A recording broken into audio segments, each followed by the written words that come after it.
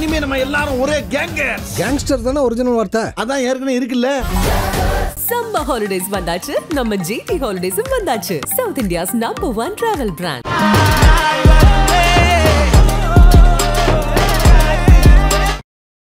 யார் அந்த 28 தீவிரவாதிகள் எப்படி உள்ள வந்தார்கள், ஏன் வந்தார்கள், எதற்காக வந்தார்கள் கண்டுபிடிச்சு அவங்க மேல நடவடிக்கை எடுங்க. இல்ல அதுக்கு பாகிஸ்தான் தான் காரணம்னா நீங்க ஐநால பேசுங்க. குடிக்கிற தண்ணியை நீ வந்து விவசாய தண்ணியை வந்து நீங்க நிப்பாட்டினீங்கன்னா அந்த மக்கள் செத்து போக மாட்டாங்களா? அவனுக்கு சம்பந்தம் இருக்கா? அவங்களுக்கு அது பொறுப்பு இருக்கா? அவங்க தீவிரவாதி தூண்டினாங்களா? ஏதாவது ஒரு உண்மையை பேசுவாரா நானும் எதிர்பார்த்துட்டு இருக்கேன். சொல்றதெல்லாமே பொய்யாவும் பேசுறாரு. எந்த விதமான எஃப்ஐஆருமே இல்லாத, எந்தவித ஆதாரமும் இல்லாத இந்த சுத்தி விடுறீங்க பார்த்தீங்களா ரீலு, அதை நல்லா சுத்தி விடுங்க. பாதுகாப்பு குறைபாடு இருந்ததா இல்லையா? அது மாநில அரசாங்கமாக அங்கு மாநில முதலமைச்சர் இருக்கின்றார். அந்த மாநிலத்தினுடைய உமர் அப்துல்லா தான் சுற்றுலாத்துறை அமைச்சரும் கூட. அப்ப இந்த சுற்றுலாத்துறை அமைச்சராகவும் முதலமைச்சராகவும் இருக்கக்கூடிய உமர் அப்துல்லா பற்றி இதுவரை விடுதலை சிறுத்தைகள் கட்சி வாய் திறக்கவில்லை. சரி, இல்ல எதுவா இருந்தாலும் அந்த பகுதி இந்தியாவோட தானே. மதமா பார்க்க கூடாதா? எதை மதமா பார்க்க கூடாது? ஏன் சார் அங்க இருக்கக்கூடிய சுற்றுலா பயணிகளை ஒவ்வொரு ஆண்களையும் வரிசையாக நிற்க வைத்து விட்டு நான் படங்களை காட்டுவேன், அவனுடைய ஃபேண்ட் எதுக்கு சார் அவுக்கணும்? இதை விட வெட்கக்கேடு என்ன சார் இருக்குது? ஏதோ ஆர்எஸ்எஸ் காரனா உடனே முஸ்லீம்க்கு எதிராக அப்படிலாம் இல்லைங்க. அங்க சுடப்பட்ட இந்துக்கள் அல்லது சுடப்பட்ட அவங்க சுற்றுலா பயணிகள் எது வேணாலும் சொல்லுங்க. ஆனால் என்ன காரணத்துக்காக கேட்டு சுட்டார்கள் என்கின்ற உண்மையை மற்றவர்கள் அங்க இருக்கக்கூடிய பெண்கள் சொன்னவங்க பேட்டி கொடுத்தவங்க ஆர்எஸ்எஸ் காரங்களா? அவர்கள் என்ன சொல்றாங்க? இஸ்லாமியர்கள் வேற, அவங்க தீவிரவாதிகள் அப்படின்றது. இந்திய இஸ்லாமியர்கள் வேற, நாங்க இவங்களை வந்து அதை பத்தி நாங்க மீன் பண்ணவே இல்லைன்றது எல்லாருமே சொல்றாங்க. கிளப் பண்ண முயற்சி பண்றீங்களா? அவனை பிடிச்சி தூக்கு, உனக்கு கெப்பாசிட்டி இருக்குல்ல, அவனை கண்டுபிடிக்கல, அவனை தூண்டி விட்டது உண்மையிலே பாகிஸ்தானா? நாளைக்கே வாரெடு போரெடு. அதை விட தண்ணியை நிப்பாட்ட என்ன அர்த்தம்? இந்தியா தான் செய்யுதுன்னு எப்படி சொல்ல முடியும்? இந்தியாவை சொல்லவில்லை, திருப்பி என்னை மாட்டி விடுறீங்களா? என்னோட வழக்கு போற விஷயம் திட்டம் போறீங்களா?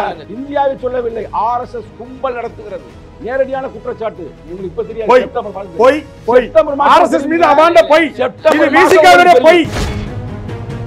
இந்திய நாட்டினுடைய பாரத பிரதமர் நரேந்திர மோடி அவர்களுக்கு இங்க இருக்கக்கூடிய ஓவைசி முதற்கொண்டு நாங்கள் பக்கபலமாக இருப்போம் என்று சொல்லிக் கொண்டிருக்கக்கூடிய இந்த நாட்டில் ஏன் விடுதலை சிறுத்தைகள் கட்சியினுடைய தலைவருடைய வார்த்தைகளில் இருந்து நாங்கள் இந்தியர்களாக இந்த வார்த்தை வரணுங்க.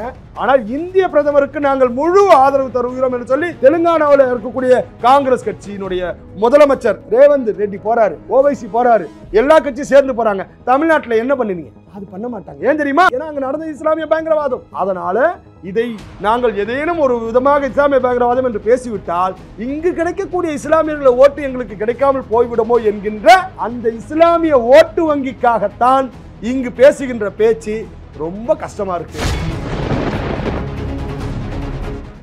என்னுடைய குற்றச்சாட்டு எனக்கு ஒன்றும் அவர் மேலே கோபம்லாம் இல்லை. யார் மேலே, ஐயா மேலேயோ இல்லை அமித்ஷா மேலேயோ, எங்கள் பாரத பிரதமர் அவர் உள்ள எல்லாத்துக்குமே பொறுப்பு. இப்போவும் நடந்து போச்சு. என் மக்கள் செத்து போயிட்டாங்க. யாருங்க ரெஸ்பான்சிபிள்? சங்கத்தின் ரெஸ்பான்சிபிளா? யார் ரெஸ்பான்சிபிள்? அவங்க தான் அதிகாரத்தில் இருக்காங்க. இல்லை இவர் ராகுல் காந்தி ரெஸ்பான்சிபிளா? அப்போ அவங்க ரெஸ்பான்சிபிளாக இருக்கிறவங்க என்ன செய்யணும்? பதட்டம் இல்லாமல், இன்னும் சொல்லப்போனால் இதுக்காகலாம் போய் வார் பண்ண வேண்டியலாம் தேவையில்லை. இதுக்கெல்லாம் போர் இட்டுக்கிட்டு நீங்கள் ஆட்டோபாம் அவன் அமெரிக்கா அவன் பேரெல்லாம் பாகிஸ்தானிக்கு வந்து எதுவுமே மூளையே இல்லை. எங்களுக்கு நல்லா தெரியும். நாங்கள் பாகிஸ்தான்லாம் துபாயில் பிஸ்னஸ் பண்ணவங்க, மாட்டு மூலக்காரன்னு சொல்லுவாங்க பாகிஸ்தானியை. ரைட்டா? அவங்க பாட்டு எடுத்து ஒரு ஆட்டோபாம் போட்டு விட்டாங்கன்னா என்ன பண்ணுறது? அதனால் வந்து இது யார் அந்த 28 தீவிரவாதிகள் எப்படி உள்ளே வந்தார்கள், ஏன் வந்தார்கள், எதற்காக வந்தார்கள் கண்டுபிடிச்சு அவங்க மேலே நடவடிக்கை எடுங்க. இல்லை அதுக்கு பாகிஸ்தான் தான் காரணம்னா நீங்கள் ஐநால பேசுங்க. பேசி அதுக்கு நடவடிக்கை எடுங்க. நீ குடிக்கிற தண்ணியை நீ வந்து விவசாய தண்ணியை வந்து நீங்கள் நிப்பாட்டினீங்கன்னா அந்த மக்கள் செத்து போக மாட்டாங்களா? அவனுக்கு இதுக்கு சம்மந்தம் இருக்கா? நான் கேட்குறேன். அந்த தண்ணி போய் அதில் வந்து விவசாயம் பண்ணி வளருவாங்களா? அவங்களுக்கு அதில் பொறுப்பு இருக்கா? அவங்க தீவிரவாதத்தை தூண்டினாங்களா? நியாயமா நான் கேட்குறேங்க. இது வந்து நான் வந்து பாதுகாப்பு குறைபாடு இருக்கு, அமித்ஷா அவர்கள் வந்து பதவி விலகணும் அப்படின்ற அந்த டிமாண்ட் வந்து அவங்க தெளிவாகவே ஸ்டாண்ட் பண்ணாங்க. உங்களுடைய பார்வை எப்படி இருக்கு? அண்ணன் சங்கத்தமிழன் அவர்கள் வந்ததுலேருந்து பார்த்தீங்கன்னா ஏதாவது ஒரு உண்மையை பேசுவாரா நானும் எதிர்பார்த்துட்டு இருக்கேன். சொல்றதெல்லாமே பொய்யாவும் பேசுறாரு. ஆர்எஸ்எஸ் மகாத்மா காந்தியை கொண்டுடுச்சுன்றாரு. ஆர்எஸ்எஸ் காமராஜரை அடிக்கிறதுக்கு, கொளுத்துறதுக்கு, கொலை பண்ண முயற்சி பண்ணதுன்னு சொல்லி எந்த விதமான எஃப்ஐஆருமே இல்லாத, எந்தவித ஆதாரமும் இல்லாத அந்த கருத்துக்கெல்லாம் வாரி தெளிக்கிறாரு. ஏதாவது ஒரு உண்மை ஆதாரத்தை உங்கள் ரவுண்ட் வரும்போது, உங்க சுற்று வரும்போது இந்த சுத்தி விடுறீங்க பார்த்தீங்களா ரீலு, அதை நல்லா சுத்தி விடுங்க. ஆனா ஆர்எஸ்எஸ் காந்தி படுகொலைக்கும் RSSக்கும் சம்பந்தம் இல்லை என்பதை ராகுல் காந்தி போய் நீதிமன்றத்தில் கொட்டு வாங்கின மாதிரி அண்ணன் சங்கத்தமிழன் அவர்கள் மீதும் வழக்கு தொடுத்தாலும் தொடுக்க வேண்டிய சூழ்நிலை வரும். ஏன்னா தொடர்ந்து இந்த பொய்யை விசிகா சொல்லுது, கம்யூனிஸ்டுகள் சொல்றாங்க, காங்கிரஸ் சொல்லுது, அண்ணன் சங்கத்தமிழன் சொல்லிட்டு இருக்கிறாரு. காமராஜர் அவருடைய வீட்டை டெல்லியில் கொளுத்தினார்கள் என்று சொல்லி இந்த கதையை கட்டுறாங்க. இதுக்கு என்ன FIR இருக்குன்னு அண்ணன் தேடி கண்டுபிடிச்சி எடுத்து கொடுக்கட்டும். FIR போட்டிருப்பாங்களா RSS மீது, RSS நபர்கள் மீது, அப்படி ஏதாவது இருக்கான்னு பாருங்க ஒன்று. அது மட்டும் இல்லாமல் RSS இயக்கம் வந்து திட்டமிட்டு அங்கே இருக்கக்கூடிய புல்வாமா தாக்குதலை நடத்துவதற்கான முயற்சிகளை எல்லாம் வந்து இவர்கள்லாம் செஞ்சாங்கன்றாங்க. என்னங்க ஆதாரம்னா, அடிப்படை ஆதாரம் வேணுமா வேணாமா? அங்கே இருக்கக்கூடியதற்கு அமித்ஷா பதவி விலகணும்னு சொல்கிறாங்களே. இந்த தமிழகத்திலே கள்ளச்சாராயம் என்கின்ற விஷச்சாராயத்தை இந்த தமிழகத்தில் இருக்கக்கூடிய இன்டெலிஜென்ஸ், தமிழகத்தில் இருக்கக்கூடிய காவல்துறையினுடைய அமைச்சர், மதிப்பிற்குரிய மாண்புமிகு அப்பா மு.க. ஸ்டாலின் அவர்களுடைய ஆட்சி, அதற்கு கூட்டணியில் இருக்கக்கூடிய விடுதலை சிறுத்தைகள் கட்சி, அண்ணன் சங்கத்தமிழன் அவர்களோ அவர் சார்ந்த கட்சியினுடைய தலைவரோ இந்த தமிழக இன்டெலிஜென்ஸ் ஃபெயிலியர் ஆயிடுச்சு, கள்ளச்சாராயத்தை குடிச்சு 60 தமிழர் செத்து போனா, பாமர செத்து போனா, ஏழை செத்து போனா, இந்த கிராமத்தில் இருக்கக்கூடிய கிராமத்தான் செத்து போனானே. என்னத்துக்கு நீங்க தமிழ்நாட்டில் ஆட்சி புரியுறீங்க? இன்டெலிஜென்ஸ் ஃபெயிலியரா இருக்கக்கூடிய முதலமைச்சரை பதவி விலகுன்னு சொன்னாரா? சொல்ல மாட்டாரு. ஏன்னா கூட்டணி சீட்டு இதுதான் பேசியிருக்காரு. இது குறுக்கிடக்கூடாது. எதிர்த்து போராடின ஒரே கட்சி திமுக முட்டு ஏன் வந்து நீங்க போராடுங்க, அவங்க பதவி விலக சொல்லு. நான் சொல்ற பாயிண்ட் என்ன, அவர் 3 தவறு சொன்னாரு, 3 தப்பு சொன்னாரு. என்ன சொன்னாங்க? காமராஜர் என்னுடைய சுற்றப்ப, உங்க சுற்றப்ப நான் தடுக்கவே இல்லை, தடையிடவே இல்லையே. நீங்க வரிசையாக பல விஷயங்கள் சொல்லியிருக்கீங்க, குற்றச்சாட்டுகளை. நான் அதுக்கு பதில் சொல்ல வேணாவா? அதே மாதிரி இப்ப நீங்க பாத்தீங்கன்னாக்க RSS இயக்கம் இதுக்கு வந்து ஏகப்பட்ட ஒரு கொலைப்பழிகள்லாம் இவர் சுமத்துறாரு. 3 முறை தடை செய்யப்பட்டது. முதல் முறை பார்த்தீங்கன்னாக்க அன்றைக்கு வந்து RSS பற்றிய எத்தனை வந்து RSS பற்றி சொன்னாங்கன்னா அன்றைக்கி இருந்தது யார் சார்? காங்கிரஸ் அரசாங்கம் 1948. நீங்க அப்ப காந்தியினுடைய படுகொலை நடந்த அந்த காலகட்டங்களிலே இந்த நாட்டினுடைய ஸ்திரத்தன்மை எப்படி இருந்துச்சு? சரி, இன்னைக்கு இல்ல பஹல்காம் பத்தி நம்ம பேசிட்டு இருக்கோம். இதுல பாதுகாப்பு குறைபாடு இருந்ததா இல்லையா சார்? பாதுகாப்பு குறைபாடு, அதுக்கான விளக்கங்களை தெளிவா அமித்ஷா அவர்கள் சொல்லியிருக்காரு. என்ன சொல்லியிருக்காருன்னா 2 விஷயம் நான் இதில் முழுமையா பதிவு செய்கிறேன். அது மாநில அரசாங்கமாக அங்கு மாநில முதலமைச்சர் இருக்கின்றார். அந்த மாநிலத்தினுடைய உமர் அப்துல்லா தான் சுற்றுலாத்துறை அமைச்சரும் கூட. அப்ப இந்த சுற்றுலாத்துறை அமைச்சராகவும் முதலமைச்சராகவும் இருக்கக்கூடிய உமர் அப்துல்லா பற்றி இதுவரை விடுதலை சிறுத்தைகள் கட்சி வாய் திறக்கவில்லை. ஒன்று. அது மட்டும் இல்லாமல் அங்கு நடந்த நிகழ்வு என்னவென்று சொன்னால், அங்கு வரக்கூடிய அந்த சுற்றுலா பயணிகளுக்கான அந்த பஹல்காம் பகுதியிலே எந்த விதமான அறிவிப்பும் இல்லாமல் அந்த உள்ளூர் வாசிகளும் உள்ளூர்ல இருக்கக்கூடிய மக்கள் அந்த பகுதிக்கு சுற்றுலாவுக்கு அழைத்து சென்றிருக்கிறார்களே தவிர, இது மத்திய அரசாங்கத்தினுடைய பார்வைக்கோ அல்லது அமித்ஷா அவர்களுடைய தலைமையில் இருக்கக்கூடிய பாதுகாப்புத்துறை சம்பந்தப்பட்ட எந்த நபர்களுக்கும் தெரியாமல் உள்ளூரிலே திட்டமிட்டு அவர்கள் என்ன பண்றாங்க, சுற்றுலாவுக்கு அழைத்து சென்று. இல்ல எதுவா இருந்தாலும் அந்த பகுதி இந்தியாவோட தானே சார்? இந்தியாவோடது தான் சார், இந்தியாவோடது இல்லை என்று நான் சொன்னேன்னா. ஆனால் இது என்ன எங்க மிஸ்டேக் நடந்திருக்குங்கன்னா, அந்த உள்ளூர்ல இருக்கக்கூடிய முதலமைச்சர், சுற்றுலாத்துறை அமைச்சர், உள்ளூர்ல இருக்கக்கூடிய இன்டெலிஜென்ஸ், அந்த மாநிலத்தில் இருக்கக்கூடிய இன்டெலிஜென்ஸ், இப்ப கிராமங்கள்ல உள்ளூர்ல இருக்கக்கூடிய ஒரு சம்பவம் நடக்குது சார். இந்த சம்பவம் நடக்கக்கூடியது வந்து எந்த அளவுக்கு இன்டெலிஜென்ஸ்ன்றது வந்து நீங்க பாத்தீங்கன்னாக்க ஒரு பெரிய திட்டமிட்ட தாக்குதல் நடத்துறாங்க, ஒரு மிலிட்டரி அடிக்க வராங்க, ஒரு நாட்டில் இருக்கக்கூடிய முக்கியமான ஒரு பகுதியை தாக்க வராங்கன்னு சொன்னாக்க அதை உளவுத்துறை சேகரிக்கிறது என்பது சாதாரணமாக ரோட்ல போகும்போது மிலிட்டரியை கழுத்துக்கு அடிச்சிருந்தான் சார். ஆர்டிகல் 370 வந்து நீக்குவதற்கு முன்பாக அங்க எப்படிப்பட்ட சூழ்நிலை இருந்துச்சு? நீங்க ஏதோ நீங்க சென்னையில நடக்கக்கூடிய, சென்னையில தினம் படுகொலை நடந்துட்டு இருக்கே சார். நான் சொல்ல வரேன், நில்லுங்க. சட்ட ஒழுங்கை பத்தி பேசுறீங்களே சார், சட்ட ஒழுங்கை பத்தி பேசுறீங்களே. இப்ப நான் ஒண்ணு கேட்கறேன் கேள்வி. சென்னையில தினமும் மாதத்துக்கு 3 பேர் படுகொலை செய்யப்படுகின்றார்கள். இந்த மாநிலத்துல மாசம் 10-20 பேர் படுகொலை செய்யறாங்க. இங்க இருக்க இன்டெலிஜென்ஸ் என்ன பண்ணிட்டு இருக்கீங்க? நான் கேட்கறது பதில் உண்டா? முதலமைச்சர் மு.க. ஸ்டாலின் அவர்களே, இந்த தமிழகத்தில் படுகொலை செய்வதற்கு முன்பாக இவரை படுகொலை செய்வார் என்பதை உங்கள் உளவுத்துறை ஏன் கண்காணிக்கவில்லை? அப்படி உளவுத்துறை கண்காணிக்கவில்லை என்று சொன்னால் நீங்கள் பதவி விலகுன்னு சொல்லலாம்ல. சொல்லுங்க. அப்ப அந்த உளவுத்துறை இவங்களுக்கு வந்து தெரியாதா? இங்க இருந்து ஆமாம், ஆம்சாம் என்கின்ற ஒரு தலைவரை பாதுகாக்க முடியாத உளவுத்துறை இந்த தமிழகத்தில் இருக்கிறது. தமிழகத்துடைய முதலமைச்சர் என்ன பாதுகாப்பை தந்திருக்கிறார்? இந்த பாதுகாப்புக்கெல்லாம் பதவி விலகுன்னு சொல்ல மாட்டீங்களே. அப்ப உங்களுடைய அரசியல் என்பது என்னன்னா, இந்த நாட்டினுடைய இன்னொரு நிறைய விஷயம் சொல்லியிருக்காரு. மதமா பார்க்க கூடாதா? எதை மதமா பார்க்க கூடாது? ஏன் சார், அங்க இருக்கக்கூடிய சுற்றுலா பயணிகளை ஒவ்வொரு ஆண்களையும் வரிசையாக நிற்க வைத்து விட்டு நான் படங்களை காட்டுவேன், அவனுடைய ஃபேண்ட் எதுக்கு சார் அவுக்கணும்? இதை விட வெக்கக்கேடு என்ன சார் இருக்குது? சார் நான் போட்டோ காமிப்பேன் சார், நான் போட்டோ காமிப்பேன் சார். அதெல்லாம் பொய். இவர் பொய் சார். இவர் வந்து இஸ்லாமிய தீவிரவாதிகளுக்கு அததான் சொல்றேன். அதுக்கு விளக்கம் சொல்றேன் நான். சார் நான் விளக்கம் சொல்றேன் சார். நான் விளக்கம் சொல்லுகிறேன். எப்படி கொலை செய்யப்பட்டார், எப்படி படுகொலை செய்யப்பட்டார்னா, கேரளால இருந்து அம்மா பேசுது, என்னை காப்பாற்றியவர்களே இந்த இஸ்லாமிய தோழர்கள் தான், எனக்கு வந்து அப்பாவை இழந்திருப்பேன், நான் ஒரு அண்ணனை தப்பா டைவர்ஷன் கொண்டு போறீங்க. அவ்வளவு ஸ்ட்ராங்கா இருக்கிற அந்த சகோதரத்துவத்தை காலி செய்ய வேண்டும் என்பதற்காகவே திட்டமிட்டு RSS கும்பல் நடத்துகின்ற ஒரு மறைமுக செயல் திட்டம் குற்றச்சாட்டு. இவர் ஐயா சொன்னாரு, காமராஜர் வீட்டுக்கு தீ வைத்ததை 15/12/1966 நவசக்தியில் காமராஜரே சொல்லி இருக்கிறார். எடுத்து காட்டுறேன் பாருங்க. எஃப்ஐஆர் விடுங்க சார். எஃப்ஐஆர் இருக்கா சார்? அரசியல் சார். காமராஜர் யாரு? காங்கிரஸ்காரர். காங்கிரஸ்காரர் என்ன சார் சொல்வாரு? எம்ஜி ராமச்சந்திரன் ஏன் பேசினார்? என்ன பேசினாரு? 1981 எம்ஜிஆர் சொல்லுகிறார். என்ன தெரியுமா பேசினாரு? முஸ்லிம்களுக்கு முஸ்லிம் லீக் இருக்கிற மாதிரி இந்துக்களுக்கு இந்து முன்னணி இருக்க கூடாதுன்னு தான் கேட்டாரு. ஆர்எஸ்எஸ் என்ன நடத்தினார்கள் சொன்னாங்க. ரெக்கார்ட் இருக்குலங்க. புரட்சியாளர் அம்பேத்கர் தனது புத்தகத்துல 15வது தொகுப்பில் சொல்றார், ஆர்எஸ்எஸ் ஒரு ஆபத்தான அமைப்பு. அதான் சொல்லிக்கிட்டே போலாம் பிரதர். ஏன்னா ஆட்சி அதிகாரம் இருக்கிறாங்க. எனக்கு போட்டோ முதல் கொண்டு நான் காட்ட முடியும். ஃபேண்ட் கயட்டப்பட்டு அங்கு படுகொலை செய்யப்பட்டு அங்கிருந்து தப்பித்த பெண்கள் எல்லாம் கொடுத்த அந்த வாக்குமூலத்திலே உங்களுடைய பேர் என்ன, எந்த ஊரு, நீங்க என்ன மதம்னு கேட்டு, நீங்க ஒருவேளை இஸ்லாமியர் என்று சொன்னால் கலிமாவை வாசிக்க வேண்டும், கலிமா சொல்லுன்னு சொல்லி கேட்க சொல்லி அதுக்கப்புறம் சுற்றுக்காங்கன்னு சொன்னா, இதை கூட மதத்தின் அடிப்படையில் கொல்லவில்லை என்று மூடி மறைக்கின்றார்களே. விடுதலை சிறுத்தைகளுக்கு மனசாட்சி இல்லையா? விடுதலை சிறுத்தைகள் இந்துக்களை படுகொலை பண்ண கேட்க மாட்டீங்களா? தீவிரவாதி வந்து தீவிரவாதம் என்ன செஞ்சாலும் நான் வந்து மாற்று கருத்து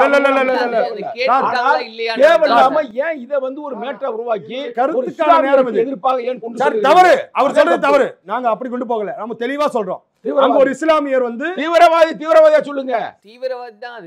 மாற்று கருத்து. அதுல ஏன் இஸ்லாம் எதுக்குறீங்க? எந்த இஸ்லாம் உண்மையான இஸ்லாம் என்ன சார்? இவரு உண்மையான இஸ்லாமிய தீவிரவாதமா பிரச்சனை சார். ஒரே விஷயம் தான். சரி ஒண்ணு அடிப்படையை சொல்ல விடுங்க. அடிப்படையை சொல்ல விடுங்க. நான் வந்து அங்க இருக்கக்கூடிய அந்த உள்ளூர்ல இருக்கக்கூடிய ஒரு இஸ்லாமியர் படுகொலை செய்யப்பட்டிருக்கிறார் என்று சொன்னால் அவருக்கான காரணம் என்னவென்று சொன்னால், அவர் அங்க இருக்கக்கூடிய பயங்கரவாதிகளுக்கு எதிராக என்ன பண்ணார்? அங்க இருக்க மக்களை காப்பாற்றுவதற்கான முயற்சி செய்த ஒரு இந்தியன், ஒரு காஷ்மீரி, அவருக்கு நாங்கள் மதிப்பு கொடுக்கிறோம், பெருமைப்படுகின்றோம். அப்படிப்பட்ட இஸ்லாமியர்கள் இந்த நாட்டில் நாங்கள் வந்து அவருக்கெல்லாம் என்றைக்கும் நாங்கள் கடமைப்பட்டிருக்கின்றோம். ஏதோ ஆர்எஸ்எஸ் காரணம் உடனே முஸ்லீம்க்கு எதிராக அப்படிலாம் இல்லைங்க. அங்க சுடப்பட்ட இந்துக்கள் அல்லது சுடப்பட்ட அவங்க சுற்றுலா பயணிகள் எது வேணாலும் சொல்லுங்க, ஆனால் என்ன காரணத்திற்காக கேட்டு சுட்டார்கள் என்கின்ற உண்மையை மற்றவர்கள், அங்க இருக்கக்கூடிய பெண்கள் சொன்னவங்க, பேட்டி கொடுத்தவங்க ஆர்எஸ்எஸ் காரங்களா? அவர்கள் என்ன சொல்றாங்க? எங்களை கேட்டு நீ மதத்தை சொல்லுன்னு சொல்லிட்டு நீ சுன்னத் பண்ணிருக்கியான்னு பார்க்குறான். களிமா சொல்லு, களிமா சொல்லணும்னா அங்கே சொல்கிறான். ஒரு களிமா நான் எனக்கு தெரிஞ்சதை எல்லாம் சொல்லும் போது நான் சொல்லி நான் தப்பிச்சு வந்துட்டேன்னு ப்ரொஃபஸர் பேசுகிறாரு. அப்போ என்ன அர்த்தம்னா, அங்கு வந்த பயங்கரவாதிகள் அங்கு இந்துவா இஸ்லாமியரா என்பதை கேட்டு ஆண்களை மட்டும், ஏன்னா ஆண்களை தான் சுன்னத் பண்ணியிருக்காங்க செக் பண்ண முடியும், அதனால் ஆண்களை மட்டும் தனியாக நிற்க வைத்து ஃபேண்ட்டை கேட்டு ஃபோட்டோஸ் என்கிட்ட இருக்கு. அப்போ இதையெல்லாம் நடத்தி இருக்கக்கூடிய அந்த பயங்கரவாதிகள் இஸ்லாமிய பயங்கரவாதிகள். ஆனால் சார் அங்க நடத்திய அந்த பயங்கரவாதம் என்பது இஸ்லாம் பயங்கரவாதம். அங்க நடத்திய அந்த பயங்கரவாதிகள் இஸ்லாமிய பயங்கரவாதிகள். ஆனால் அதே இடத்திலே அவர்களுக்கு எதிராக ஒரு இஸ்லாமியர் போரிட்டது மாதிரி, எதிர்த்தது மாதிரி ஒரு சண்டையிட்டு இருக்கின்றார். அந்த இந்திய இஸ்லாமியரை நாங்கள் ஏற்கின்றோம். அந்த பயங்கரவாத இஸ்லாமிய பயங்கரவாதிகளை நாங்கள் வேற இருப்போம் என்பதுதான் எங்களுடைய கொள்கை. இதுல நாங்க தெளிவா இருக்கிறோம். இஸ்லாமியர்கள் மொத்தமா பேசும்போது பிரச்சனை, இந்திய இஸ்லாமியர்கள் நல்லவங்க தான்ன்றதுதான் அவங்க மாத்தி பேசல இல்லையா சார்? ஐயா வந்து ஐயா நான் பேசி முடிச்சீங்களா? பையன் பேச ஐயா சொன்னார்ல. இல்ல நீங்க இல்ல சார், ஒரு விஷயம் திரும்ப திரும்ப பேசப்படுது. மொத்தமா இஸ்லாமியர்கள்னு பேசும்போதெல்லாம் இந்த பிரச்சனை இப்படி எல்லாம் போர்ட்ரேட் பண்றாங்க அப்படின்னு. ஆனா அவரும் அதை தான் கிளாரிஃபை பண்றாரு. அந்த இஸ்லாமியர்கள் வேற, அவங்க தீவிரவாதிகள் அப்படின்றது. இந்திய இஸ்லாமியர்கள் வேற, நாங்க இவங்களை வந்து அதை பத்தி நாங்க மீன் பண்ணவே இல்லைன்றது எல்லாருமே சொல்றாங்க. கிளப் பண்ண முயற்சி பண்றீங்களா சார்? இப்போ நிறைய கட்சிகள் அப்படி பேசுறாங்க. நல்லா கேள்வி, சூப்பராக கேட்டிருக்கிறீங்க. இது நல்லா தெரிஞ்சுக்க, தெளிவாக தெரிஞ்சு, எந்த ஒரு இஸ்லாமியரும் உண்மையிலேயே இஸ்லாமிய கோட்பாடுகளை உள்வாங்கியவன் அவன் தீவிரவாதியாக இருக்க முடியாது, நிச்சயமாக இருக்க முடியாது. உங்களுக்கு தீவிரவாதம் என்ற பெயரில் புரியுங்களா, அவன் இஸ்லாமியருடைய அந்த சொல்ல போகிற அந்த சில கருத்துக்களை அவங்க பயன்படுத்தலாமே ஒழிய அவர்களுக்கும் இஸ்லாமியர்களுக்கு சம்பந்தமே இல்லை. ஏனால் இஸ்லாமியர்கள் வந்து உண்மையிலே அவன் மனிதநேயத்தை தானே போதிக்கிறேன். திருக்குறான் திருப்பி திருப்பி என்ன சொல்லுது, மனிதனை மதிக்கணும்னு சொல்லுது. அவங்க வந்து ஒருத்தனை கொலை செய்யணும்னு சொல்ல மாட்டாங்க, சொல்லவும் இல்லை. நமக்கு இஸ்லாமியர் இல்ல ஆர்எஸ்எஸ் தீவிரவாதி. நீங்க ஒரு ஆர்எஸ்எஸ் என்னன்னா ஆர்எஸ்எஸ் சொன்னாரு. நோக்கமே என்னன்னா ஆர்எஸ்எஸ் நோக்கம், ஆர்எஸ்எஸ்க்கு ஒரு நோக்கம் இருக்குல்ல, ஒரு விஷன் இருக்குல்ல, அவங்க நோக்கமே இந்தியாவை இந்து ராஷ்டிரியமாக ஆக்க வேண்டும். நான் சொல்கிறேன் எழுதி வச்சு, கலெக்டர் டிவிக்கு நான் சொல்கிறேன் எழுதி வச்சுக்கோங்க. செப்டம்பர் மாதம் என்ன வரப்போகுது, அந்த ஆர்எஸ்எஸ் உருவான 100 வரப்போகுது. அதுக்குள்ளேயும் எவ்வளோ குழப்பத்தை உருவாக்குவா நீங்கள் பாருங்கள். நான் சும்மா விளையாட்டுக்கு சொல்ல, நான் இந்த புத்தகம் எதுக்கு நான் உங்களை கொண்டு வந்திருக்கேன்னா, தயவுசெய்து இந்த புத்தகத்தை படியுங்க. இந்த புத்தகம் என்ன சொல்லுது பாருங்கள். ஆர்எஸ்எஸ் என்பது ஒரு பெரிய அச்சுறுத்தல், இந்தியாவிற்கு ஒரு பெரிய அச்சுறுத்தல். ஏன் இந்த புத்தகத்தை தடை செய்யலாம்ல? எவிடன்ஸோடு சொல்கிறாங்களே எல்லா இடத்துலையும், எங்கெங்கே எப்போ பண்ணியிருக்காங்கன்னு. இப்போ அங்குன்று இங்குன்று நடக்குதுங்க. இப்போ எங்களுக்கு கூட சாதி பிரச்சனை நடக்குது. நல்லா கேட்டுங்க, சாதி பிரச்சனை நடக்குது.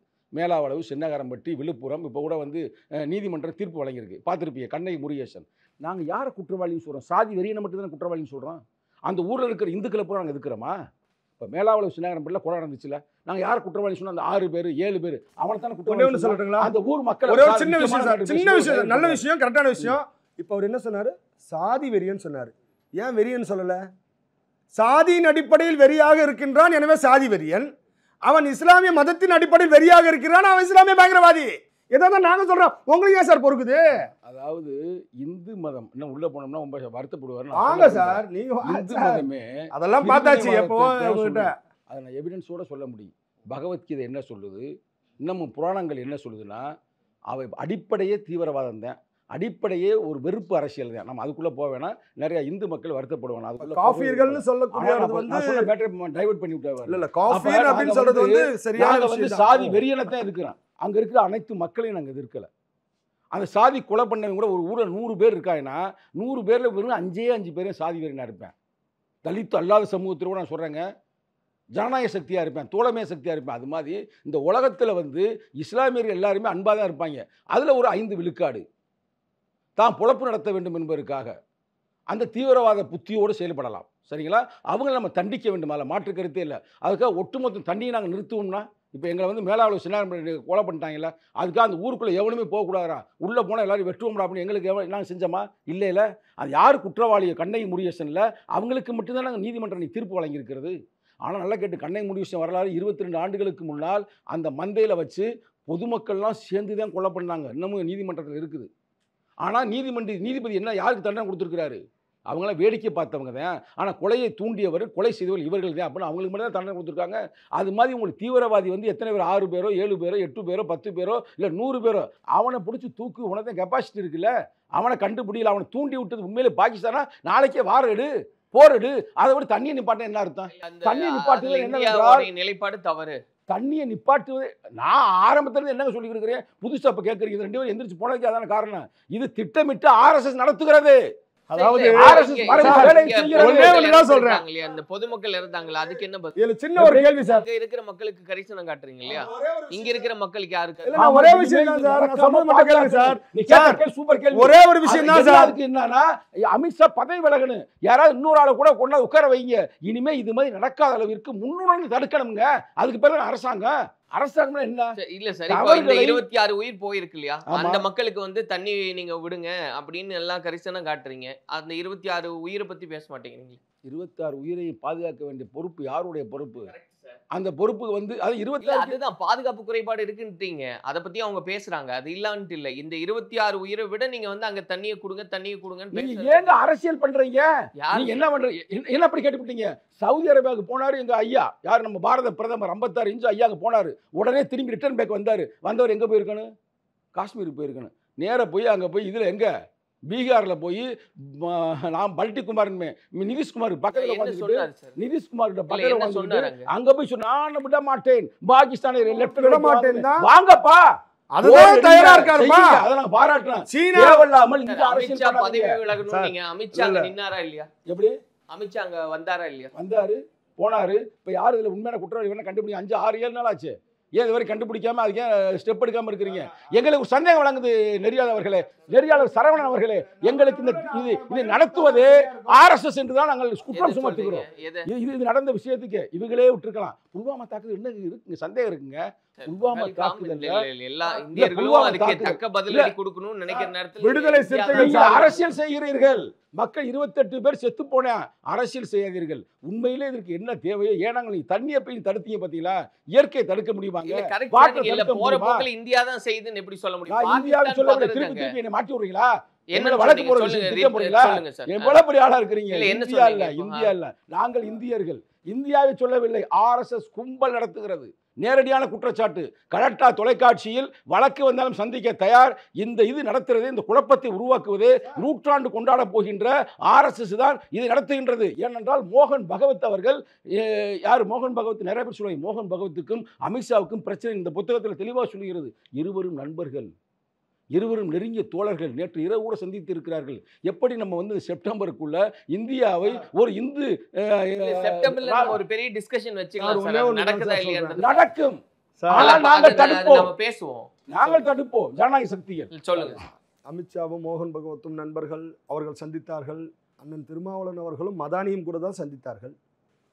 ஏனென்று சொன்னால் பாட்சாவினுடைய இந்த நாட்டிலே மிகப்பெரிய பயங்கரவாத குண்டுவெடிப்பு நடத்திய, அதில் குற்றம் சாட்டப்பட்டு தண்டனை அனுபவித்து வந்து இறந்து போன பாட்சாவினுடைய இறுதி ஊர்வலத்திற்கு கடைசி வரை விடுதலை சிறுத்தைகள் கட்சி ஆதரவு தெரிவித்து அவர்களுடைய ஊர்வலத்தில் கலந்து கொண்டது.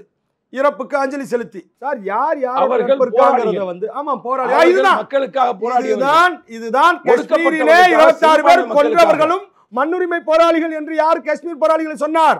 இதை இவர் கட்சியை சார்ந்த ஆளூர் ஷானவாஸ் பேசியிருக்கின்றார். இவர்களுடைய சிந்தனைகள் எப்படி தெரியுமா இருக்கு? இந்த இந்திய நாட்டுக்கு எதிராக போராடக்கூடியவர்கள் போராளிகள், படுகொலை செய்யக்கூடிய பயங்கரவாதிகள் போராளிகள். நண்பர் வந்து பேசுறதுக்கு எந்த துப்புமே சார், RSS தவிர யாருக்கும் துப்பு கிடையாது. யாராவது ஒரு ஆள் என்ன பேசுறீங்க சொல்லுங்க. ஷியாமா பிரசாத் முகர்ஜி இந்தியாவுடைய சுதந்திரத்திற்காக சவர்கர் போரிட்டாரா? டாக்டர் ஹெட்கவர் போரிட்டாரா? இல்ல கோல்வால்கர் போரிட்டாரா? இல்ல உள்ள போனாரா? சவர்கர் பேசின அப்புறம் சொல்லட்டுமா? படிச்சு காட்டணுமா? சவர்கர் என்ன சொல்லியிருக்காரு? சுபாஷ் சந்திர போஸை காட்டி கொடுத்தவர்கள் யார்? தைரியமாக சொல்லுகிறேன். ஏனென்றால்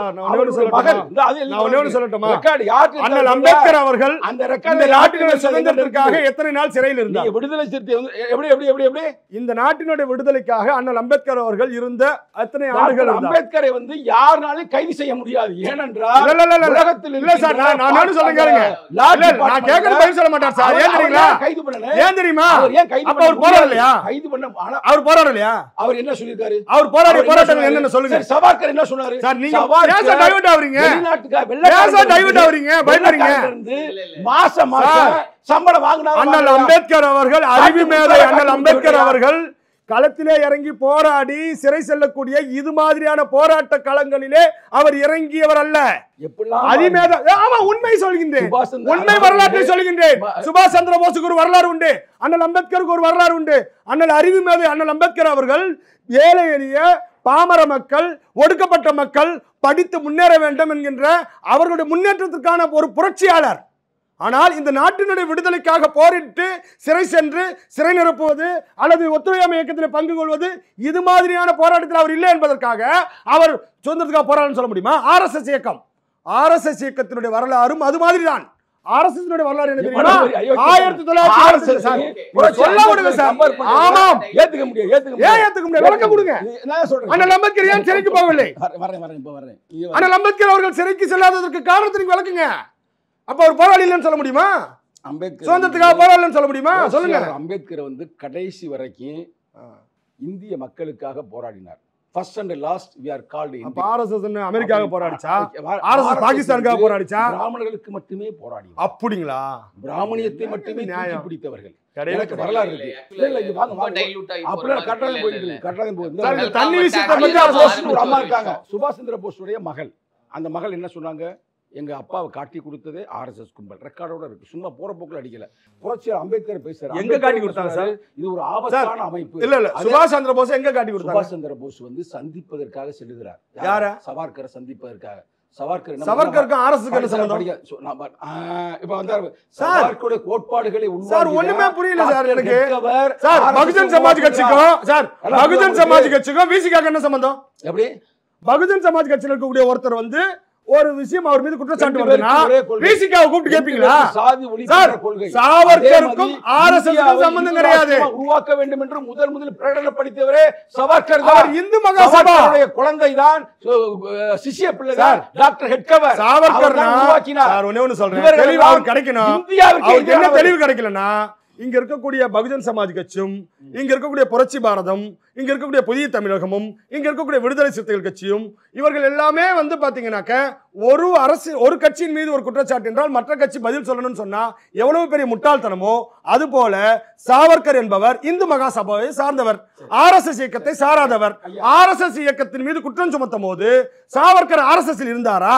சாவர்கருக்கும் ஆர்எஸ்எஸ்க்கும் என்ன அங்கீகார தொடர்பு இருக்கிறது என்று சொன்னால் ஜீரோ இது தெரியாமல் சாவர்கர் மீது குற்றம் சுமத்துவதை நேரடியாக ஆர்எஸ்எஸ் மீது சுமத்தினால் இது என்ன நியாயம் இது என்ன சார் அர்த்தம் ஓகே நான் பதில் சொல்றேன் இதோட முடிச்சுக்கிறோம் வேணா நீங்க சொல்லுங்க ரொம்ப சவர்கர் என்பது யாருன்னா அவர் தான் பிதாமகன் இந்த கோட்பாட்டுக்களான இந்தியா வந்து இந்துக்களை மையமாக வைத்து போகுது பாத்தீங்களா அதுல மாற்று கருத்து கிடையாது தலைவர் தான் அதே நேரத்தில் பொறுங்க முக்கியமான கருத்து கத்தி பேசல சொல்றதே பஞ்சாப் தாட்ஸ்ன்ற புக்கை என் நண்பருக்கு நானே கொடுக்குறேன் சொல்லுங்க அது டாக்டர் ஹெட்கவர் கோல்வாட்கர் அந்த புக்கில் என்ன சொல்லியிருக்கு அதுதான் எனக்கு பயமாக இருக்குது ஒரு பயம் தான் அதுக்காக புக்கு தான் ஆர்எஸ் தான் நான் சொல்ல வரல ஒரு பதட்டமாக இருக்குது மக்களுக்கெல்லாம் சிக்கல் வந்துருமோன்னு அவர் ரொம்ப மோசமாக இருக்காருங்க என்ன சொல்லியிருக்காருன்னா நீங்கள் வந்து ஒரு முஸ்லீமா உங்களுக்கு இறைஸ்தலம் எங்கே இருக்குது புண்ணியஸ்தலம் எங்கே இருக்குது வெளிநாட்டில் இருக்குது நீ யார் ஒரு கிறிஸ்தவனா உனக்கு எங்கே இருக்குது உனக்கு வெளிநாட்டில் இருக்குது எவனுக்கெல்லாம் புண்ணியஸ்தலம் வெளிநாட்டில் இருக்கிறதோ அவனெல்லாம் இந்தியாவில் வாழலாம் எப்படி இந்தியாவில் வாழலாம் ஆனால் இந்தியாவில் ஓட்டு போடுகின்ற உரிமையை கூட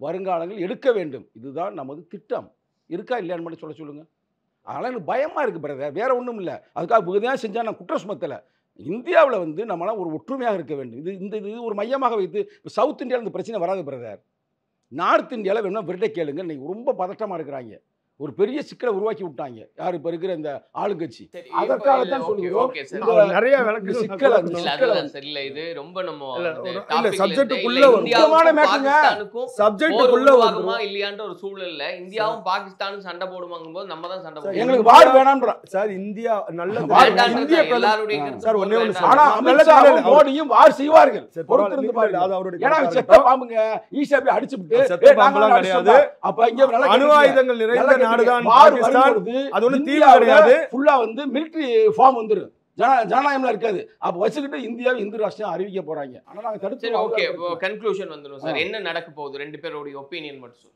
சார் அதாவது தண்ணீரை தடுத்துட்டோம்னு சொல்றாங்க அப்படி அல்ல இது ஒரு டிப்ளமேட்டிக்கான ஒரு ஃபைட் அது ஒரு சண்டையை எப்படி எதிர்கொள்ள வேண்டும் என்று சொன்னால் அவர்களுக்கான ஒரு எதிரிகளுக்கான ஒரு சாதகமான சூழ்நிலையை எப்படி தடுக்க வேண்டும் என்கின்ற இப்போ சிந்து நதியினுடைய ஒரு விஷயத்தை அந்த ஒப்பந்தத்தை தற்காலிகமாக நிறுத்தி வைத்திருக்கின்றார்கள் அவ்வளோதான் உடனே தண்ணியை நிறுத்திட்டாங்க அங்கே இருக்க விவசாயம் கொள்கிறாங்கன்னு நம்ம நாட்டுக்குள்ளே புரளிகளையும் பொய்யையும் பரப்ப வேண்டாம் என்பதை சொல்லிக்கிறேன் ஒன்று ரெண்டாவது நேரடியாக போர் என்று சொன்னால் நேரடியாக போர் தொடுக்கக்கூடிய வேலை அல்ல ஏற்கனவே சர்ஜிக்கல் ஸ்ட்ரைக் நடத்தி இருக்கின்றோம் எங்கு அவர்கள் தீவிரவாதிகளை கடத்தி அங்கு வைத்து பதுக்கி வைத்திருக்கின்றார்களோ அதை தாக்க வேண்டிய கடமை நமக்கு உண்டு தீவிரவாதத்திற்கு எதிராக அனைத்து நாடுகளையும் ஒன்றிணைத்து தீவிரவாதத்தை வேறறுப்போம் தீவிரவாதத்தின் மீது போர் தொடுப்போம்னு தான் பிரதமர் சொல்லியிருக்காரு பாகிஸ்தான் மீதுன்னு சொல்லலை நம்மளா சும்மா கதையை கட்ட வேண்டாம் ஆனால் பாகிஸ்தானை நோக்கி ஏன் நம்ம படைகள் போகுதுன்னு சொன்னா அதற்கான காரணம் இந்த உலகமே தேடிட்டு இருக்கோம்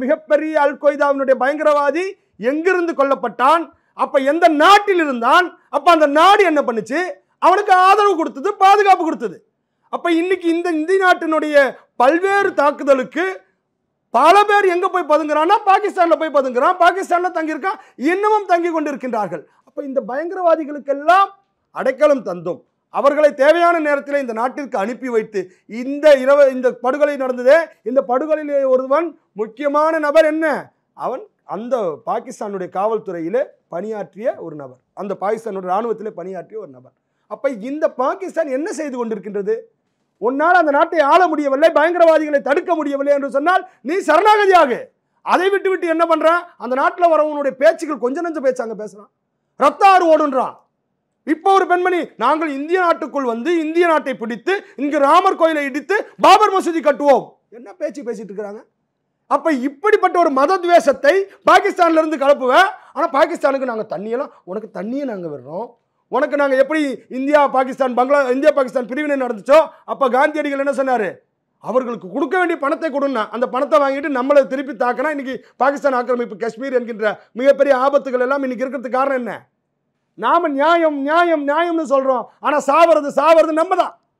அப்ப இந்த பயங்கரவாத தீவிரவாதிகளுக்கு எதிராக நாம தாக்குதல் நடத்தணும்னா அந்த நாட்டை ஒடுக்க வேண்டும். அந்த நாட்டினுடைய தலைவர் அங்க என்ன நடக்குது சார்? ராணுவ ஆட்சி தான் சார். இல்ல ஒடுக்கணும் அங்க எங்க சார் ஜனநாயக ஆட்சி இருக்கு? என்ன நடக்க மதவாத ஆட்சி சார். பேசி கன்க்ளூட் பண்ணுவோம் சார். இப்ப நம்ம ஒரே ஒரு விஷயம், இந்திய நாட்டினுடைய பாரத பிரதமர் நரேந்திர மோடி அவர்களுக்கு இங்க இருக்கக்கூடிய ஓவைசி முதற்கொண்டு நாங்கள் பக்கபலமாக இருப்போம் என்று சொல்லிக் கொண்டிருக்கக்கூடிய இந்த நாட்டில் ஏன் விடுதலை சிறுத்தைகள் கட்சியினுடைய தலைவருடைய வார்த்தைகளிலிருந்து நாங்கள் இந்தியர்களாக இந்த வார்த்தை வரணுங்க. தேசத்தினுடைய ஒவ்வொரு அரசியல் கட்சியும் தேசத்தினுடைய ஒவ்வொரு அமைப்புகளும் இதை அரசியல் கோணங்களாக அரசியல் சந்தேகங்களாக இதை திசை திருப்பாமல் இந்திய நாடு ஒன்றாக இருந்து இந்திய அரசியல் கட்சிகள் ஒன்றாக இருந்து இந்திய பிரதமர் அவர் மோடியாக இருக்கலாம் அல்லது வேறு கட்சியாக இருக்கலாம், எந்த கட்சியாக நடந்து போட்டோம், ஆனால் இந்திய பிரதமருக்கு நாங்கள் முழு ஆதரவு தருகிறோம் என்று சொல்லி தெலுங்கானாவில் இருக்கக்கூடிய காங்கிரஸ் கட்சியினுடைய முதலமைச்சர் ரேவந்த் ரெட்டி போறாரு, ஓவைசி போறாரு, எல்லா கட்சியும் சேர்ந்து போறாங்க. தமிழ்நாட்டில் என்ன பண்ணுவீங்க? அது பண்ண மாட்டாங்க. ஏன் தெரியுமா? இவர்கள் எல்லாம் இஸ்லாமியர்களை, ஏன்னா அங்கே நடந்த இஸ்லாமிய பயங்கரவாதம், அதனால இதை நாங்கள் ஏதேனும் ஒரு விதமாக இஸ்லாமிய பயங்கரவாதம் என்று பேசிவிட்டால் இங்கு கிடைக்கக்கூடிய இஸ்லாமியர்களை ஓட்டு எங்களுக்கு கிடைக்காமல் போய்விடுமோ என்கின்ற அந்த இஸ்லாமிய ஓட்டு வங்கிக்காகத்தான் இங்கு பேசுகின்ற பேச்சு ரொம்ப கஷ்டமா இருக்கு. இந்த நாட்டை பாதுகாக்க வேண்டும். இந்த நாட்டிலே அப்துல் கலாமை ஜனாதிபதி ஆக்கிய பாஜக இந்த நாட்டிலே இஸ்லாமியர்களுக்கான முக்கியத்துவத்தை என்றைக்கும் பாஜக தரும், அதுல மாற்று கருத்து கிடையாது. ஆனால் பாஜகவை நாம என்ன சொல்றோம், ஒரு குற்றம் சாட்டுவதாக நினைத்து இந்தியாவினுடைய ஒருமைப்பாட்டை, இந்தியாவினுடைய ஆபத்தான இந்த நேரத்தை, இந்தியாவுக்கும் வேறு நாட்டுக்கும் போர் மூலமா என்கின்ற இந்த நேரத்திலே நாம் அரசியல் ரீதியான கோணங்களை சொல்லாமல் ஒன்றுபட்டு நிற்க வேண்டும் என்பதுதான் என்னுடைய நிலைப்பாடு. சோ அவ்வளவுதான் சார். அதுல ஒரு கொஸ்டினோட தான் அவர் சொல்றாரு. உங்களோட கன்க்ளூஷன் சொல்லுங்க. நீங்க பாஜகவை எதிர்க்கணும் அப்படின்ற ஒரு நோக்கத்துல இந்த மாதிரியான ஒரு சூழ்நிலையில எதிராக நிக்கிறீங்க, சேர்ந்து நில்லுங்க எங்களோட அப்படின்றதோட உங்களோட கன்க்ளூஷன். பாஜகவை எதிர்க்க வேண்டும் என்பது எங்களுடைய நோக்கம் அல்ல. இந்தியாவை காப்பாற்ற வேண்டும், இந்தியாவில் இருக்கிற ஜனநாயகத்தை காப்பாற்ற வேண்டும், இந்தியாவில் இருக்கின்ற அரசியலமைப்பு சட்டத்தை காப்பாற்ற வேண்டும். இதே எங்களுக்கு இருக்கிற முழுமையான ஒரு உண்மையான ரெஸ்பான்சிபிலிட்டி. புரட்சியாளர் அம்பேத்கர் தான் உருவாக்கினார் இந்திய அரசியலமைப்பு சட்டத்தை. உங்களுக்கு தெரியும், அதில் இருக்கிற கொடி இருக்குது பார்த்தீங்களா, கொடி அதில் ஒரு சக்கரம் இருக்குன்னு பார்த்தீங்களா, தர்ம சக்கரம், அதை உருவாக்குனது புரட்சியாளர் அம்பேத்கர். கொடியை உருவாக்குனது ஒரு ஆந்திராக்காரு பெங்காலி வெங்கையா, ஆனால் அந்த சக்கரத்தை உருவாக்குனவர் அம்பேத்கர். அவர் உருவாக்கிட்டு என்னம்மா சொல்கிறாரு, நான் ஏன் இதை உருவாக்குனேன், அவர் சொன்ன ஸ்டேட்மெண்ட் தான் இதுக்கு எல்லாத்துக்குமே பதில்.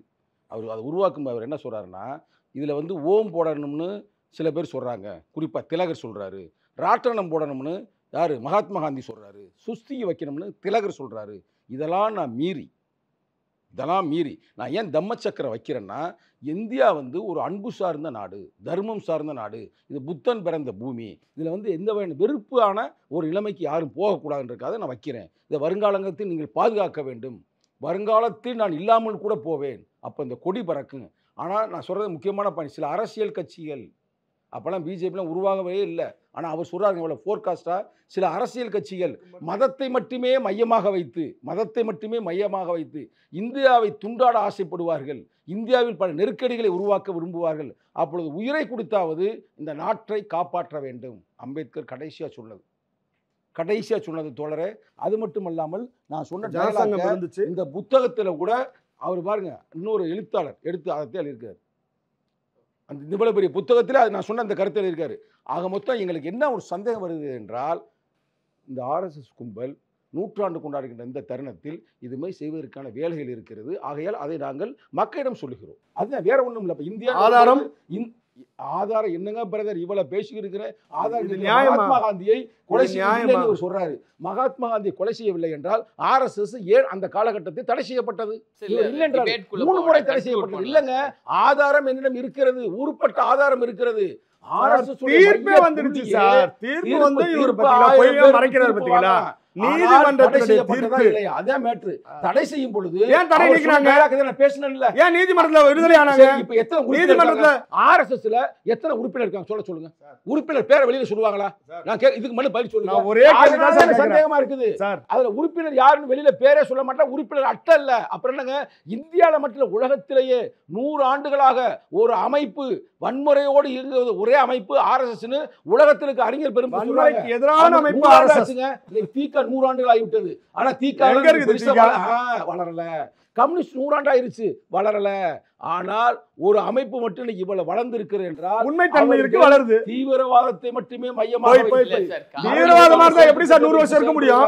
அதே இருக்கிற 100 வருடம் ஒரு அமைப்பு, ஒரு இயக்கம் இந்த இந்திய நாட்டிலே இப்படி வளர்ந்து உலகம் முழுக்க HSS என்கின்ற பெயரிலே இந்து சுயம் சேவக் என்கின்ற பெயரில் உலகம் முழுக்க இருக்கக்கூடிய ஒரு அமைப்பு பயங்கரவாத தீவிரவாத அமைப்பாக இருந்தால் எப்படி நடக்கும்? சாத்தியமா?